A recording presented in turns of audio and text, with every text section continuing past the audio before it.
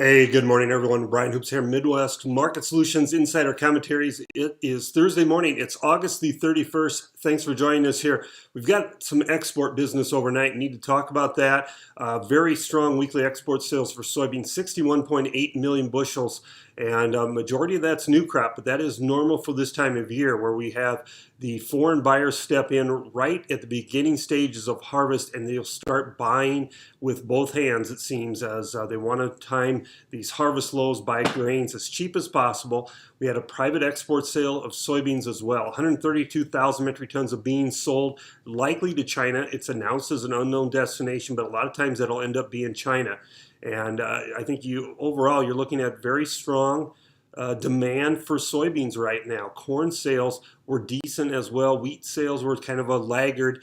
No private export sales for either one of those commodities, but it's the soybean market that's seeing the biggest demand, and I think we'll continue to. I think we'll also see good demand for corn as those same end users want to buy some corn here, but there's such a flush of it in the world supply. Same thing in the wheat, is you can buy wheat from so many different countries in not just the United States, that it doesn't have to come from the U.S. It can come from a host of other countries right now, as there's just plentiful supplies out there. So, we've had deliveries overnight. They weren't really as heavy as expected. I thought they could have been much heavier.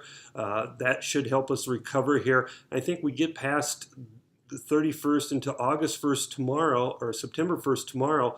Now you're talking about farmer sales kind of reaching its peak of old crop supplies. If you're going to make sales, I think it's going to be by September 1. That's kind of a deadline that's been imposed. If you don't make those sales by that time frame, it means you've got stuff in the bin stored away, and you're going to hold on to it for a while. So I don't think there'll be an increase of sales after tomorrow, and really that could be the last real bearish piece of news here for some time. And then we could see markets try and recover and rally in the early stages of harvest activity. Certainly, cold temperatures next week could get the market excited.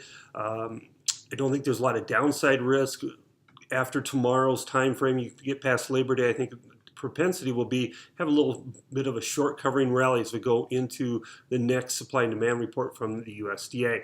In the livestock trade, the hog and cattle rally yesterday without real fundamental merits. You could say hedge lifting in the cattle market gave us a reason to rally, but long-term fundamentals still negative for that commodity especially. So we'll look to be selling rallies in the cattle. Hogs, I think you could see a little bit more of a bounce here, and both these markets really could bounce one more day as we get some end of the month positioning. Have a great day. Good luck, good trading. Contact any of our offices. They'd be glad to assist you if you have any questions. Brian Hoops, Midwest Markets.